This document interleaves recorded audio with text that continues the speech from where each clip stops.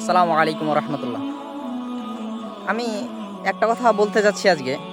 যারা আমার কাছের লোক আছে, প্রিয় ভাই আছে এবং যারা মুমিন মুসলমান আছে, তাদেরকে সবারই উদ্দেশ্যে আজকে একটা যে কথা বলতে চাচ্ছি, সেই কথাটি হলো যে আমরা অনেকে আমরা অনেককে দাওয়াত দিই নামাজের, যে ভাই চলো নামাজ পড়ি। তখন তারা কি বলে জানেন? তারা বলে যে ভাই এখন নামাজ পড়বো না, পরে পড়বো। আমি বলতে চাই যে এখানে যে কবরবাসী যারা শায়িত আছে, এরা মূলত সবাই আপনার মতোই করতেছিল। যদি সবাই বলাটা ঠিক হবে না, তো এরকম অনেক কবরবাসী আছে যারা চাইছিল যে আজকে আমরা সালাত আদায় করবো না, কালকে আর সালাত আদায় করবো। কিন্তু দিন শেষে কি হয়েছে? দিন শেষে তারা ঠকেছে। তারা কিন্তু ভাই হয়তো বা অনেকের এই সলাৎ কপালে জুটে নাই,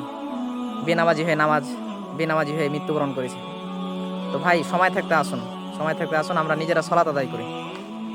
এরকম হাজারো কবরবাসী শুইতে আছে এই মাটিতে, যারা বলেছিল যে আজকে সালাত আদায় করবো না, সালাত একটু বয়স হোক বা আরও কিছুদিন যাক বা কয়েকদিন পরে শুরু করব অথবা শুক্রবার শুরু করব, এরকম বলতে গিয়ে অনেকেই মারা গেছে।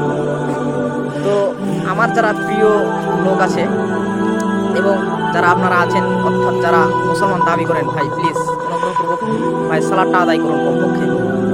আসসালামু আলাইকুম। আর ভিডিওটি ভালো লাগলে ভাই অবশ্যই আপনার প্রিয়জনদেরকে শেয়ার করে দেবেন।